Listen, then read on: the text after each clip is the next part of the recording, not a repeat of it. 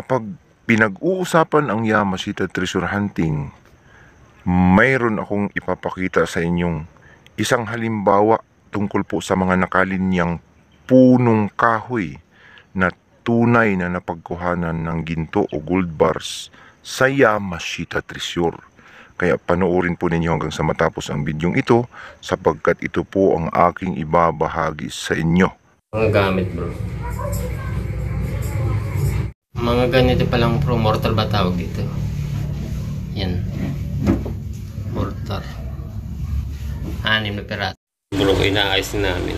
1, 2, 3, 4, 5, 6, 7, 8, 9, 10. Ito sa CBM na to hanggang 15. Tapos ito tiga QC. Ganito ang legit na ang gold. Ayan, ang legit. Yung hilat siya niya, magaspang.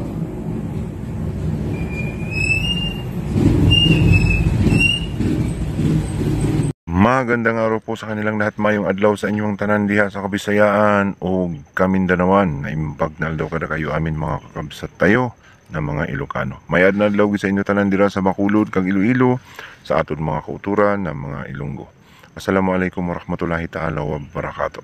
Luzon, Visayas, Mindanao hanggang Sabah, no?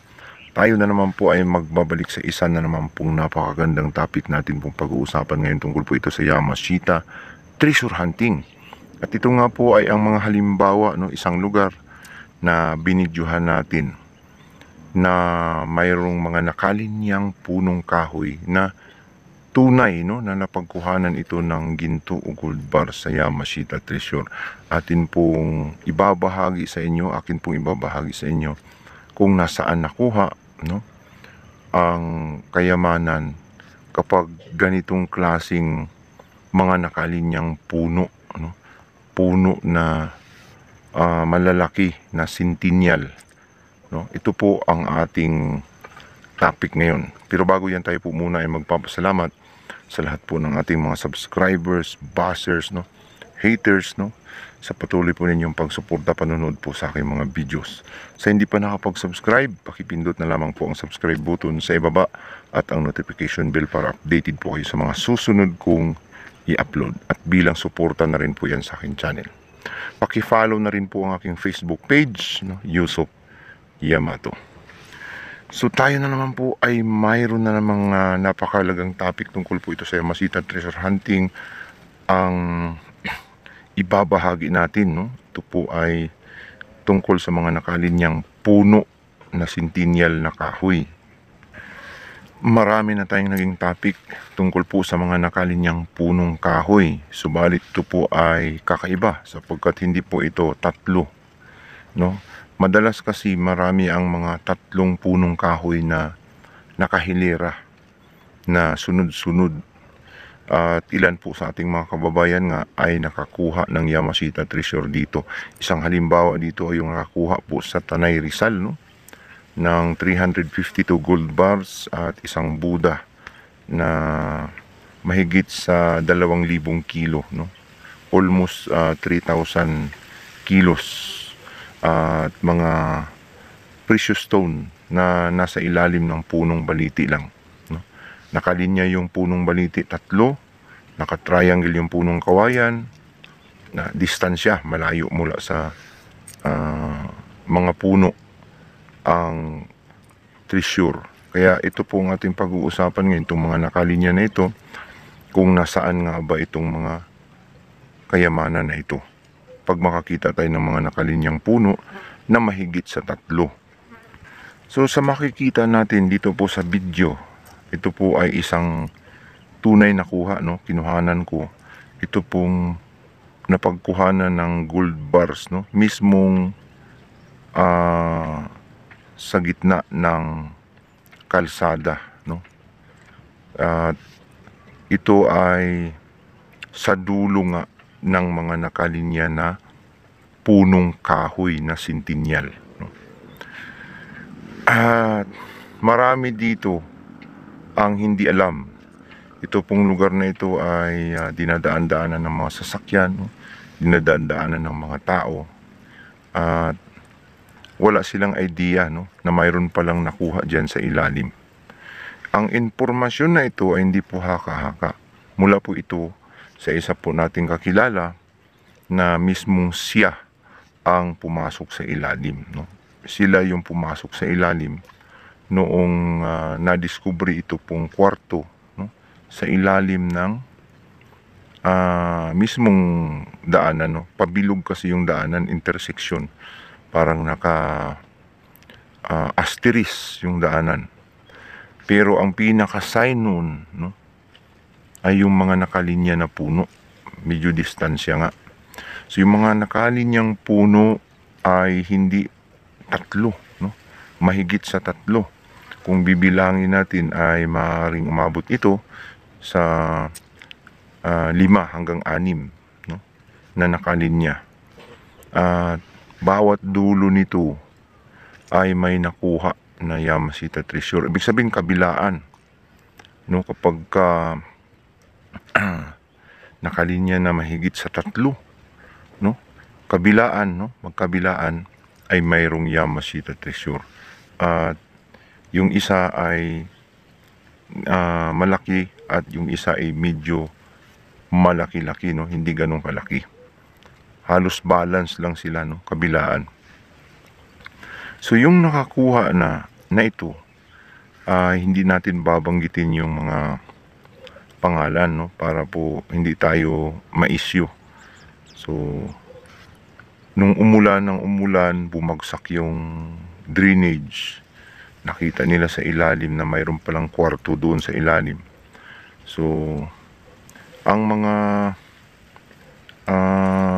siyempre nasa gobyerno itong mga nakakuha, no, nagulat sila, kaya nila kinurdon yon, nilagyan nila ng harang at inoperate nila sa ilalim. Tiningnan nila, nabigla sila nang makita nila may kwarto pala doon sa ilalim ng kalsada mismo.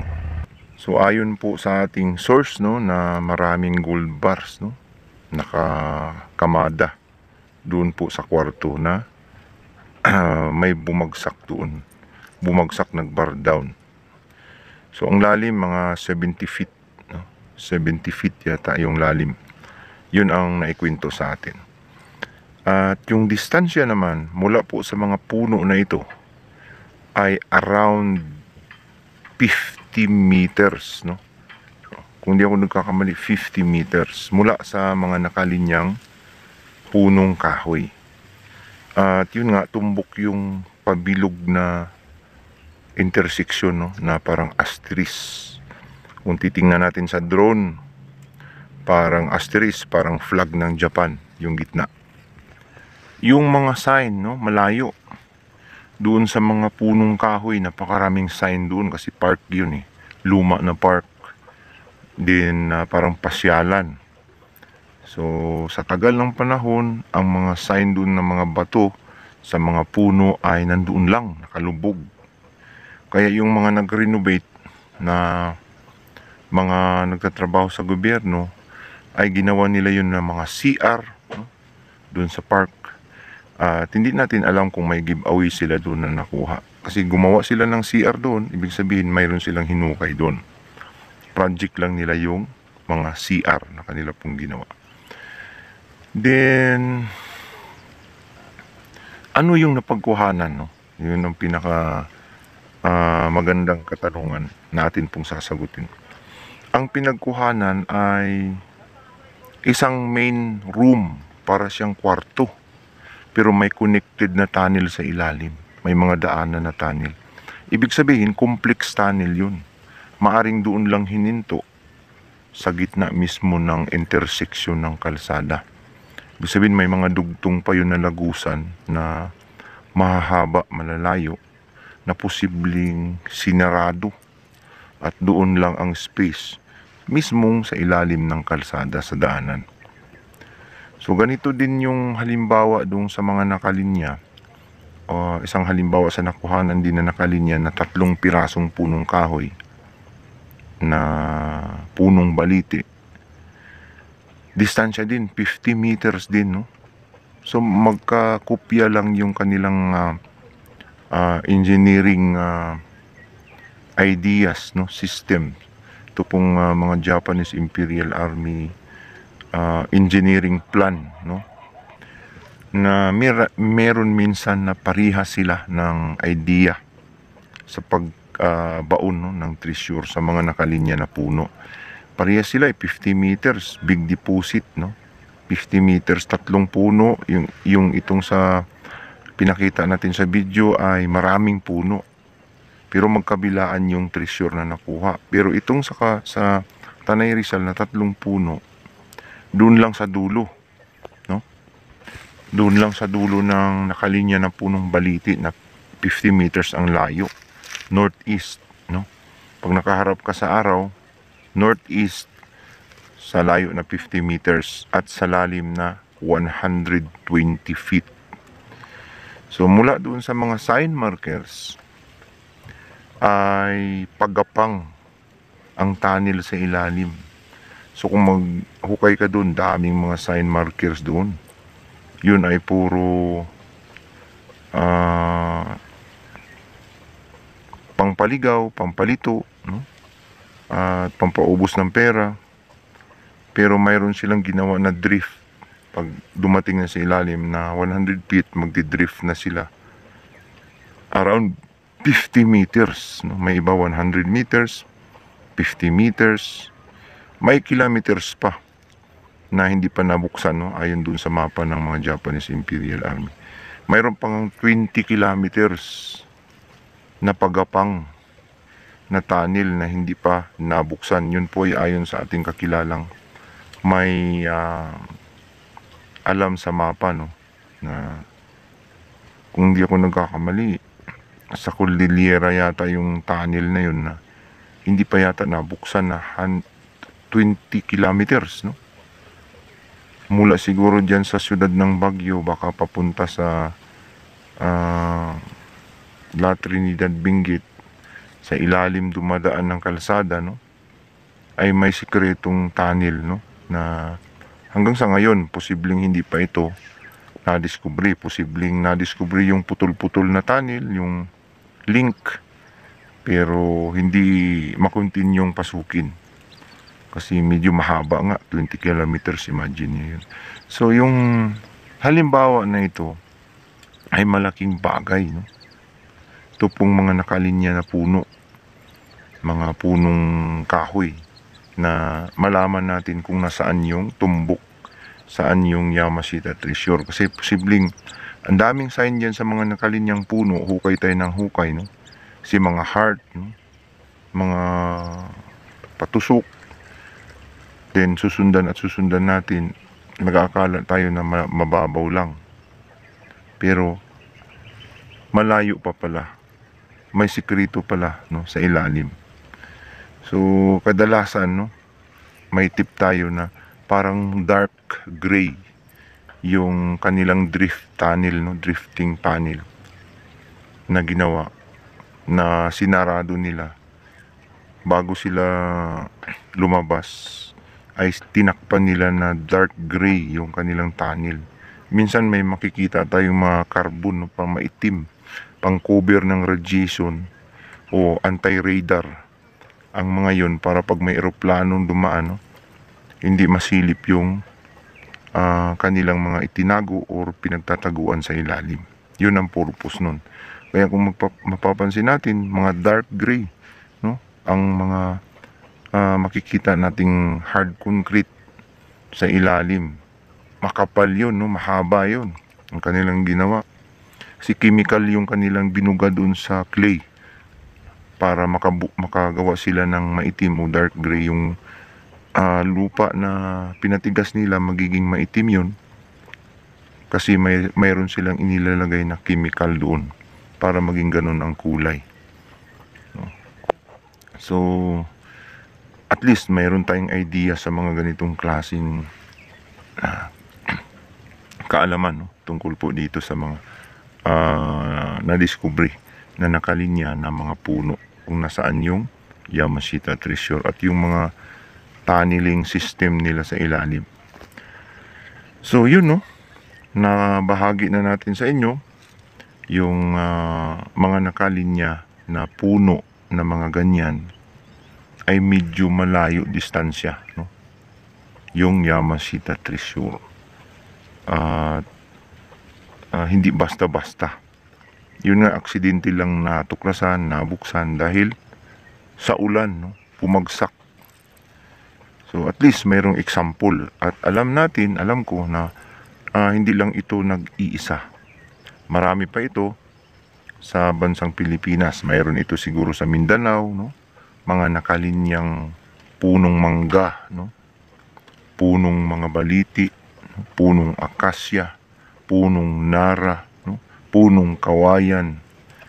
Ano pa mang puno yan na sintinyal, punong buli, punong niyog na halatang sintinyal na, may mga kasamang sign markers na mga nakaukit sa bato. May mga bato na kurting triangle, diamond shapes, heart shapes, no? At may mga animal characters na makikita natin na talagang ginawa ng kamay ng tao. Yan po ang kasama ng mga nakalinyang puno, no?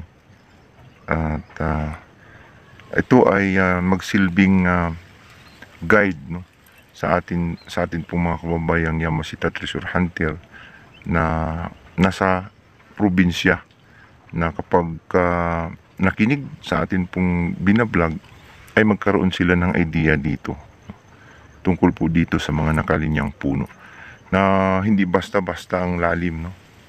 100 talaga yan, 100 feet, tapos gagapang pa sa ilalim. Hindi basta-bastang makukuha lang ng pipitsugin. Maaring matambakan ka pa, matabunan ka pa sa ilalim kung alanganin ka na Yamashita Treasure Hunter. So yan lang po, no? Hanggang dyan na lamang po. Sana po ay nagkaroon tayo ng idea tungkol po dito sa mga nakalinyang puno, no? Na masasabi nating isa sa mga sikreto ng mga Japanese Imperial Army hanggang sa ngayon dito po sa bansang Pilipinas, na mayroon pang hindi na tutuklasan. Kaya sana po ay makatuklas kayo. Magbigay ito ng ideya sa inyo, sa atin pong mga kababayan na patuloy pong naghanap ng Yamashita Treasure. So hanggang dito na lamang po. Maraming salamat po sa patuloy po ninyong panonood, pagsuporta po sa aking videos. Ito po ang inyong ka-treasure hunter nagsasabing kapag tayo po ay naghanap, tsak na tayo ay makakahanap.